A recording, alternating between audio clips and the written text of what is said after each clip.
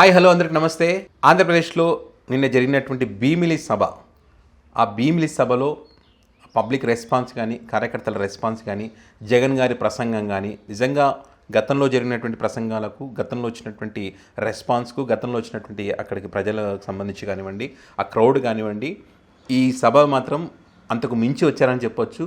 అంతకు మించిన రెస్పాన్స్ ఉంది. ప్రసంగం కూడా చాలా మార్పులు, జగన్ గారి ప్రసంగంలో కూడా చాలా మార్పులు కనిపించాయి. ముందుగా భీమిలి సభ, ఆ సభలో ఎన్నికలకు సిద్ధమా అని చెప్పి 2024 ఎన్నికల సమర శంఖాన్ని అయితే ఆయన పూరించారని చెప్పి ఆ సభలో జగన్ గారు మాట్లాడిన కొన్ని మాటలు ఏదో చూద్దాం. కౌరవ సైన్యం ఉంది, వారి సైన్యంలో దుష్ట చతుష్టయం ఉంది, గజదంగల ముఠా ఉంది. వాళ్లకు వారి వ్యూహాలలో, వారి కుట్రల్లో పద్మ వ్యూహం కనిపిస్తా ఉంది. అక్కడ పద్మ వ్యూహంలో చిక్కుకొని వారి బాణాలకు బలైపోవడానికి ఇక్కడ ఉన్నది అభిమన్యుడు కాదు, ఇక్కడ ఉన్నది అర్జునుడు.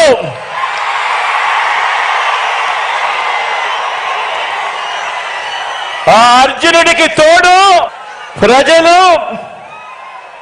దేవుడి దయ, ఇక్కడ ఉన్న నా అన్నదమ్ములు, నా అక్క చెల్లెమ్మలందరూ.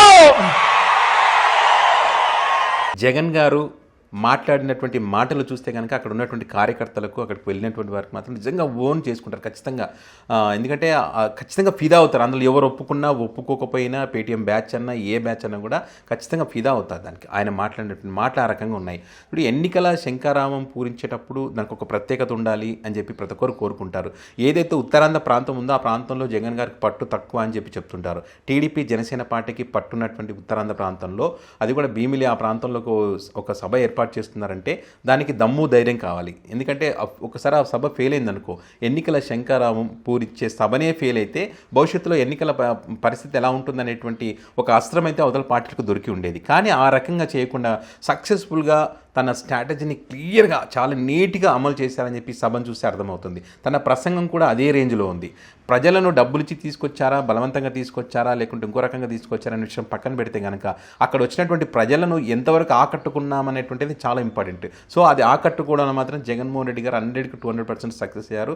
అందులో ఏమాత్రం డౌట్ లేదు. సో ఇదే విషయాన్ని దృష్టిలో పెట్టుకొని అక్కడికి వస్తున్నటువంటి రెస్పాన్స్ ఇదంతా చూసి టీడీపీ పార్టీ అయితే అక్కడ జరుగుతున్నటువంటి పరిణామాలను, అక్కడ ఉన్నటువంటి అంశాలను తెలుసుకునేందుకు, నిజంగా ఏం జరుగుతుందో తెలుసుకునేందుకు, మరి ఉత్తరాంధ్ర ప్రాంతంలో ఇంత క్రౌడ్ రావడం ఏంటి, ఇంత రెస్పాన్స్ రావడం ఏంటి అనేటువంటి విషయాన్ని దృష్టి పెట్టి మరి కొంతమంది టీడీపీ శ్రేణులు అక్కడికి వెళ్ళారని, అక్కడ ఉన్నటువంటి వ్యక్తుల ద్వారా అసలు కనుక్కునే ప్రయత్నం చేశారని, మీరు డబ్బులు ఇస్తే వచ్చారా, బలవంతంగా వచ్చారా, మరి ఇక్కడికి వచ్చారు సరే కానీ మరి ఓటు ఈయనకి వేస్తారా అనే విషయాలు తెలుసుకునే ప్రయత్నం చేసిందంటే అంటే పార్టీకి అనుకూలంగా ఉండేటువంటి వ్యక్తుల చేత ఒక విధంగా చిన్న సర్వే ఆ సభలో చేయించారనేటువంటి వార్తలు మనం చూస్తూ ఉన్నాం. సో అక్కడ అక్కడ ఉన్నటువంటి ప్రజలు చెప్తున్నటువంటి విషయాలు ఏంటంటే, ఖచ్చితంగా మీరు డబ్బులు తీసుకున్న వాళ్ళు ఉండొచ్చు, బలవంతంగా వచ్చి ఉండే వాళ్ళు ఉండొచ్చు, ఏదైనా ఉండొచ్చు, కానీ ఓటు మాత్రం జగన్ గారికి వేస్తామనే విషయాన్ని చాలా క్లియర్ కట్గా చెప్పారనేటువంటిది వాళ్ళకు వచ్చినటువంటి ఫీడ్బ్యాక్.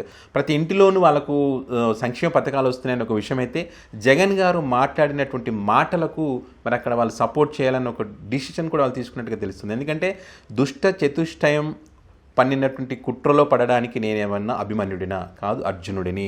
సో అర్జునుడికి మహాభారతంలో కృష్ణుడు ఏ విధంగా అయితే సాయం చేశారో, సో మీరు ఇక్కడ ఉన్న ప్రతి ఒక్కరిలో కూడా కృష్ణుడు ఉన్నాడని చెప్పి వాళ్ళలో ఒక ఉత్సాహాన్ని నింపే ప్రయత్నం చేశారు. వాళ్ళ సపోర్ట్, వాళ్ళ మద్దతు తీసుకునేటువంటి మాటలతో వాళ్ళని ఆకట్టుకునేటువంటి ఒక ప్రయత్నం అయితే తన మాటల ద్వారా చేశారు. సో మీరే నా కృష్ణుడు అని చెప్పే ప్రయత్నం చేశారు. అదేవిధంగా కురుక్షేత్రం జరగబోతోంది కాబట్టి మీరే కౌరవులను ఎదుర్కోవాలంటే పాండవ సైన్యం కావాలి, ఆ పాండవ సైన్యం మీరే అని చెప్పారు. ఒక్కొక్క మాట ఒక బుల్లెట్ లాగా దిగిందని చెప్పొచ్చు. సో అంతటి అద్భుతమైనటువంటి ప్రసంగం ప్రతి ఒక్కరికి చేరిందని చెప్పొచ్చు.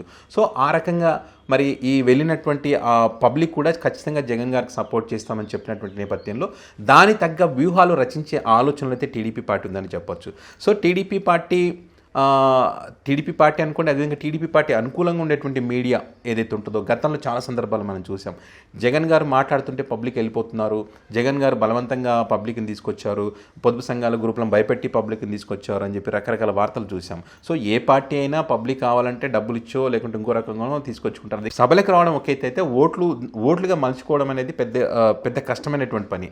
సో మన పవన్ కళ్యాణ్ గారి సభలకు భారీ ఎత్తున పబ్లిక్ వస్తారు, కానీ ఓటుగా మలుచుకోలేని పరిస్థితి మనం గతంలో చూసాం. సో అలా కాకుండా జగన్ గారు ఓటుగా మలుచుకునేటువంటి ప్రయత్నం అయితే నిన్న భీమిలి సభలో చేశారని చెప్పొచ్చు.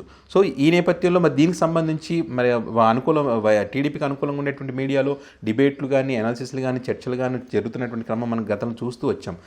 కానీ ఈ సభకు సంబంధించి క్రౌడ్ బాగా వచ్చింది, రెస్పాన్స్ బాగుందని చెప్పే ప్రయత్నం ఎప్పుడూ చేయదు. కానీ దానికి సంబంధించి ఒక చర్చ లేకుండా ఒక రకమైనటువంటి చర్చనైతే తెర మీదకి తీసుకొచ్చింది.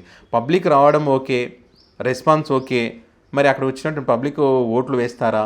మరి జగన్ గారిని చూస్తేనేమో ఇంత క్రౌడ్ని చూసి ఆయన ప్రసంగాలు పవర్ఫుల్గా ఉన్నప్పటికీ కూడా ఆయన మొహంలో మాత్రం, అంటే రేస్ గురం సినిమాలో శృతి హాసన్ ఏ విధంగా అయితే క్యారెక్టర్ ఉంటుందో, తను పైకి మౌనంగా ఉంటుంది, లోపల తను నవ్వుతున్నానని చెప్పి చాలా సందర్భాల్లో కొన్ని సీన్లు ఉంటాయి. ఆ రకంగా జగన్ గారు కూడా అలాగే ఉన్నారు. లోపల భయం చాలా ఉంది, కానీ పైకి గంభీరంగా కనిపిస్తున్నారు అనేటువంటి కోణంలో చర్చలు పెట్టారు, డిబేట్లు పెట్టారు నిన్న టీవీ ఛానల్స్లో కొన్ని దాంట్లో.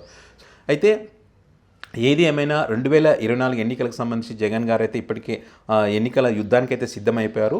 మరి అదేవిధంగా టీడీపీ, జనసేన పార్టీ అయితే ఇంకా పొత్తుల విషయాన్ని తెలుసుకోలేనటువంటి పరిస్థితి ఉంది.